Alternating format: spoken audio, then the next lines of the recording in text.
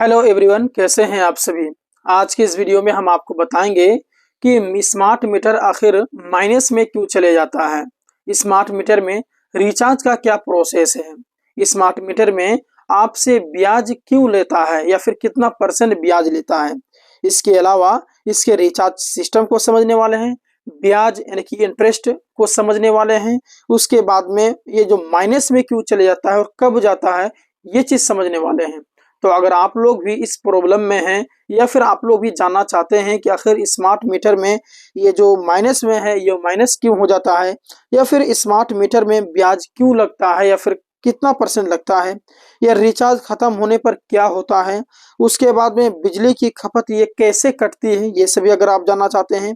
Smart meter में ध्यान रखने वाली कौन कौन सी बातें हैं वो भी मैं आपको बताऊंगा। अगर इन सारी चीजों को अगर आप समझना चाहते हैं तो आज का ये वीडियो आपके लिए बहुत ही ज्यादा लाभदायक होने वाला है। आप लोग इस वीडियो को शुरू से आखिर तक जरूर देखें और सही सही जानकारी लेकर जाएं तो आपको भी नॉलेज रहेगा। स्मार्ट मीटर का पूरा सच देखिए, balance, interest, recharge system, explained, यानी कि सभी चीजें मैं आपको बताऊंगा।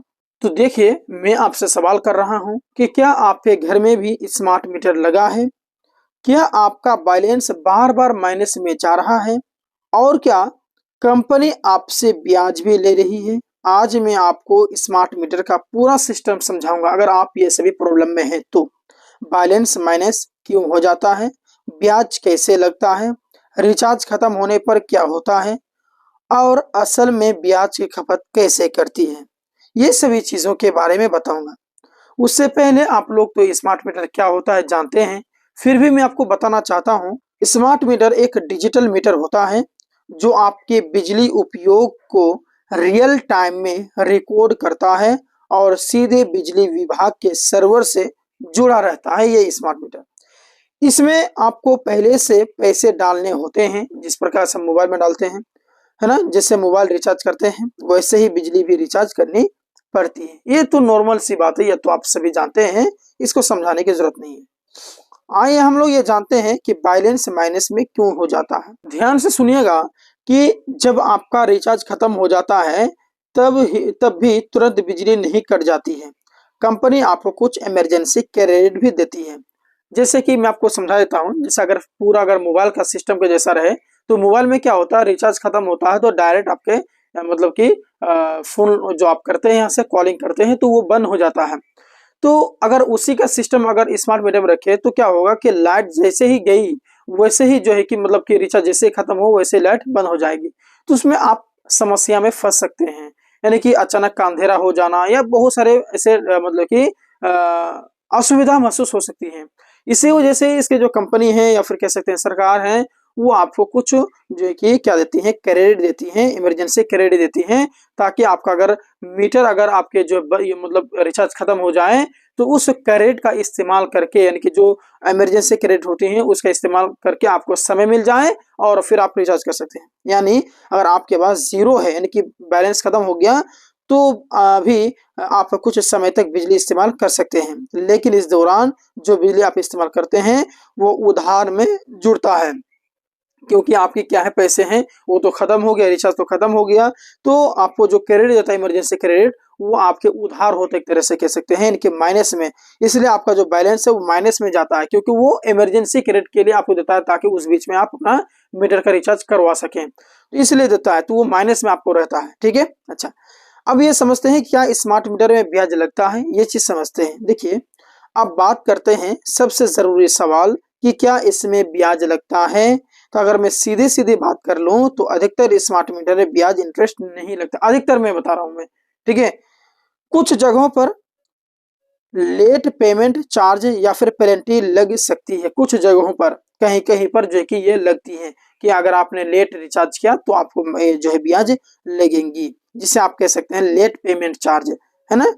अगर आप लंबे समय तक माइनस में रहते हैं तो इसका मतलब कि आप बैंक लोन जैसा ब्याज तो नहीं है, जैसे बैंक में लोन लेते हैं फिर वो उसको चुकाते हैं, तो ऐसा तो नहीं है, बल्कि एक तरह का फाइन हो सकता है, जुर्माना है आप पर।